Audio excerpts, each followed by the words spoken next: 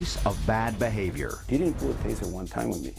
They tased me 3 times. Police misconduct costing taxpayers millions. Do you understand why the public would see this officer as a liability for the city? A KVUE Defenders investigation. Conduct unbecoming.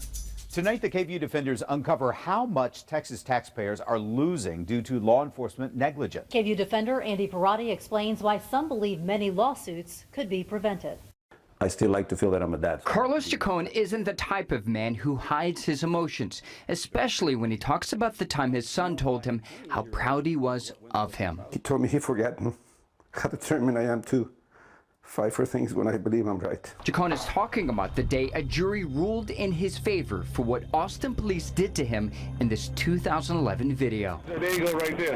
I think that's him right there. It started when he called 911 after he says a man threatened him near this hotel. When he tried to introduce himself, Austin police pull him out of his car. Stop the car! Stop the car and show me your hands!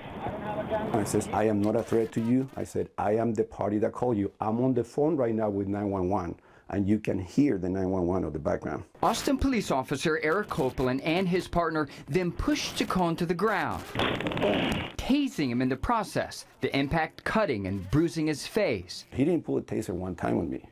They tased me 3 times. A jury ruled the officers violated Chacon's civil rights, awarding him $1 million. The judge wrote, as Chacon's luck would have it, the worst decision he made that night was to call 911.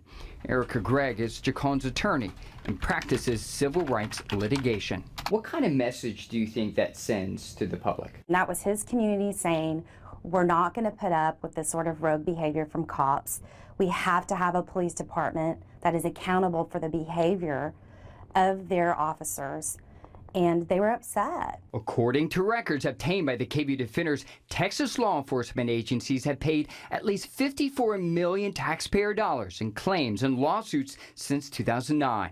From large departments like Dallas, Austin, and Houston police to smaller agencies like the Bastrop County Sheriff's Office, which settled a $1.2 million lawsuit last year involving the fatal shooting of an unarmed woman. Our top story here, 5 o'clock, jury selection underway in the trial of a former Bastrop County deputy accused of murder. Former Bastrop County Deputy Daniel Willis is charged with Yvette Smith's murder. His trial starts later this month.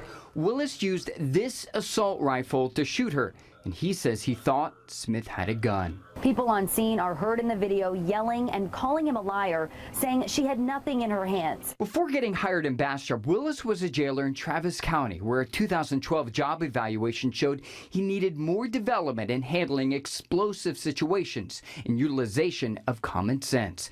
And Austin police confirm Willis failed a psychological exam when applying to work at its department before getting hired in Bastrop. It just seems to me that often there are these red flags through the hiring procedure that pop up that go ignored. Less than a year after Chacon won his lawsuit, the same officer who tased him, Officer Copeland, is accused of misconduct again. Maybe you should lose some weight. In 2015, Austin police suspended Copeland 90 days for inappropriately tasing this suspect twice. Get on the ground right now. Tase me again. Officer Copeland remains on the force today. Austin Mayor Steve Adler. Do you understand why the public would see this officer as a liability for the city? You know, it's hard for me to comment on the specifics of any particular situation, and I haven't been independently briefed on. We as the citizens are paying the bill for incompetence, for poor hiring, and for poor supervision. Mistakes impacting lives, costing Texas taxpayers millions.